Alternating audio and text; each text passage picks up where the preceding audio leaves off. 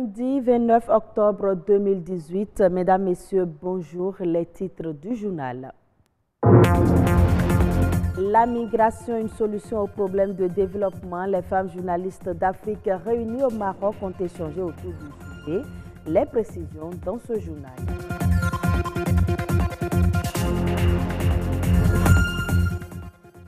Certaines personnes peuvent avoir des déviations accentuées qui nécessitent des adaptations. C'est le cas de la lordose lombaire. Ces anomalies peuvent être corrigées.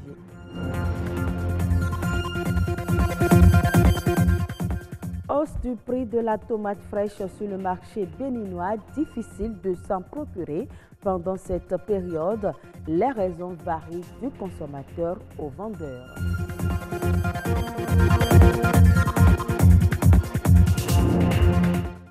Merci de votre fidélité. La migration, loin d'être perçue comme un problème, est une solution à certains problèmes de développement. Les panafricaines, les femmes journalistes d'Afrique se sont retrouvées en atelier pour débattre de certains sujets sensibles comme celui du traitement de l'information sur le migrant. Rosemont Tiakpe et Karamat Agbatao nous en disent un mot. Tout doucement mais sûrement, les panafricaines gagnent du terrain. Cette initiative, soutenue par le groupe 2M, voit ainsi le bien fondé de son credo. Le slogan de notre chaîne, c'est « 2M nous rassemble ». Nous avions choisi ce slogan parce qu'il exprime la capacité de la chaîne à rassembler les familles autour de nos programmes. Mais aujourd'hui, ce slogan prend une autre dimension, celui d'une institution, d'un média qui rassemble la famille des journalistes africaines au Maroc. Rassemblées, oui, mais les panafricaines, dans leur plan d'action, se serrent les coudes pour définitivement bannir cette image négative du migrant africain. La migration africaine est d'abord intra-africaine. 4 migrants africains sur 5 restent sur le continent. Donc c'est un phénomène historique qui s'est développé, mais nous sommes d'abord face à un phénomène strictement africain, fondamentalement africain, contrairement à une idée qui est développée par certains médias du Nord, comme si tout le continent africain voulait envahir l'Europe. Il est important de préciser que sur l'aspect économique, le migrant représente une plus-value non négligeable. Rares sont les politiques à reconnaître que l'immigration a contribué à 42% de la croissance de la population en Amérique du Nord, par exemple, entre 2000 et 2015. L'heure est aux actions urgentes. Il faut que chaque pays africain accepte de devenir une terre de destination, pas simplement de départ ou de transit. Donc il faut une politique nationale au niveau de chaque pays africain, une politique conforme aux droits de l'homme pour accueillir les immigrés. Deuxièmement, il faut accélérer les politiques qui sont en train d'être mises en place au niveau des communautés économiques régionales.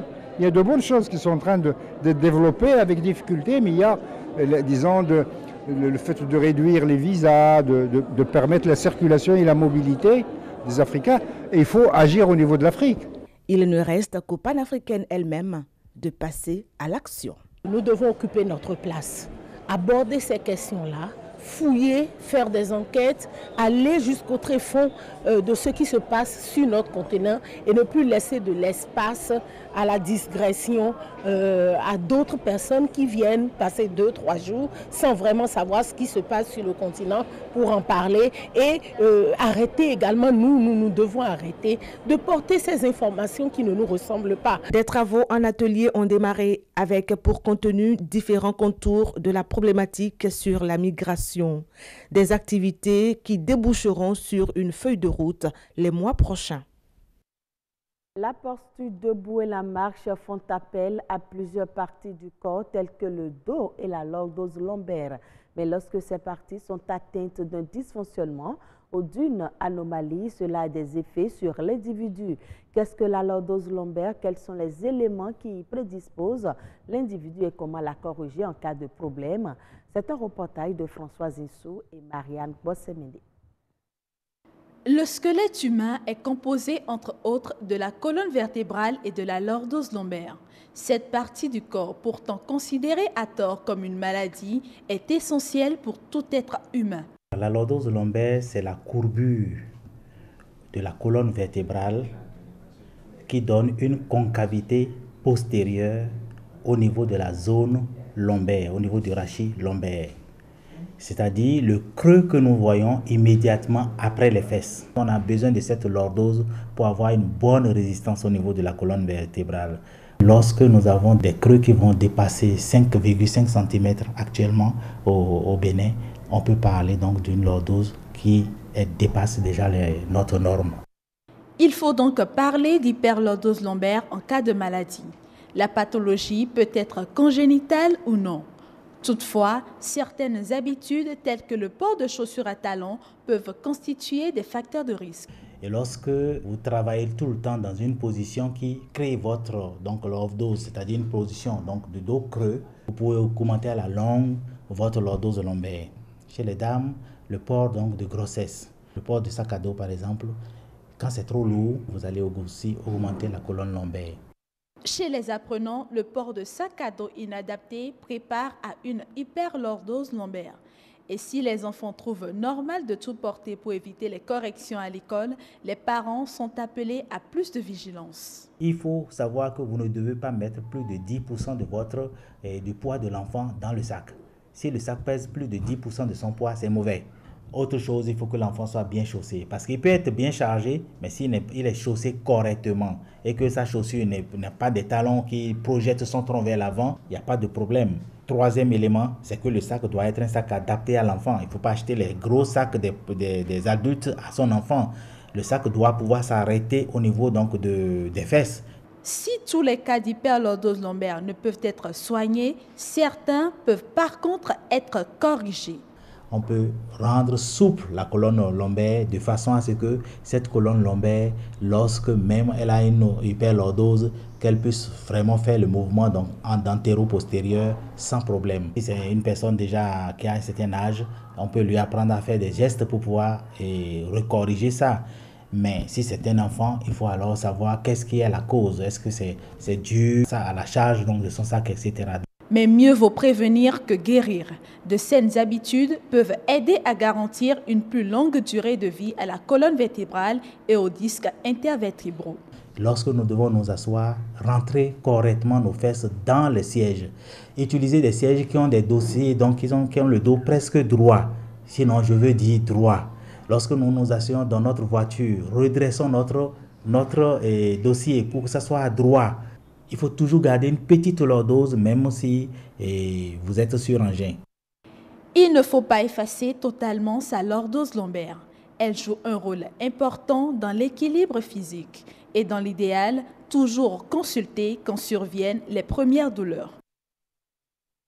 Je l'annonçais dans les titres, le prix de la tomate fraîche, l'un des fruits les plus consommés au Bénin, connaît une hausse vertigineuse pendant cette période. Une hausse dont les raisons varient du consommateur au vendeur. À travers ce reportage, Gloria Oni nous amène dans l'univers de la tomate fraîche. Suivez plutôt. Je ne peux pas parler. Je n'ai pas vendu. Je n'ai pas vendu mes paniers de tomates, dont je suis un peu abattue. La production de la tomate fraîche, deuxième légume le plus consommé après la pomme de terre, est au ralenti cette saison. Sa commercialisation encore plus, ce qui entraîne une hausse sensible des prix sur les étalages et dans les marchés, ce qui rebute les clients. Cette cherté est précoce. Et ce que nous achetons, nous ne les vendons même pas. Quand j'achète les paniers de tomates, je peux les revendre 3 ou 4 jours plus tard. L'autre chose, c'est que les paniers de tomates importés sont très chers par rapport aux nôtres. Ce panier, par exemple, je l'ai acheté depuis la semaine passée, sans le revendre. D'ailleurs, par exemple, avant, ce panier était à 2000 francs CFA, mais actuellement, c'est à 6000 francs. Ce qui vient du Togo est à 10 000 francs. Ce qu'il faut rappeler, c'est qu'il y a toujours des paniers de tomates qui nous viennent de Kétou. Et pourtant, elles se cultivent sur toute l'étendue du territoire national et bénéficient par endroits de conditions climatiques permettant une bonne production, ce qui explique que le prix de ce légume soit abordable en période de pluie et cher durant la saison sèche. Il arrive que la tomate cultivée au Bénin soit en rupture de stock, ce qui nous oblige à les importer du Burkina Faso. Nous importons souvent, pourquoi ne pas exporter?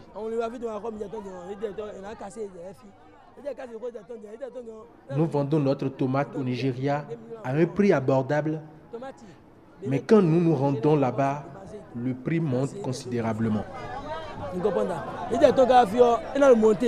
Cette situation s'explique par quelques complications dans la production. Les facteurs qui abaissent le rendement sont légion. Les prix ont été inégalement répartis.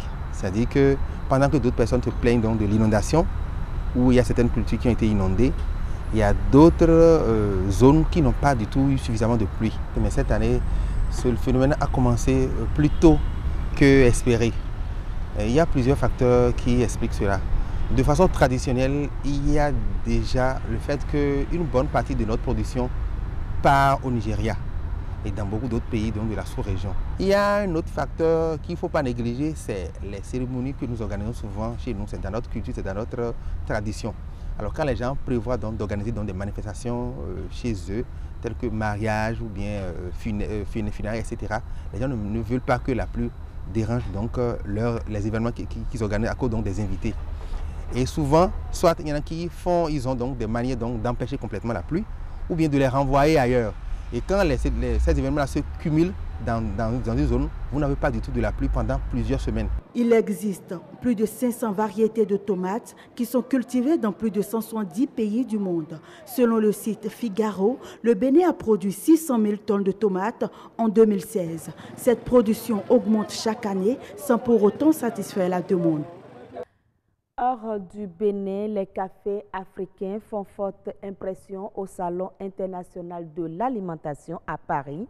200 cafés d'exception issus de 25 pays répartis sur les 4 continents étaient en compétition lors de la 4e édition du concours international des cafés torréfiés à l'origine.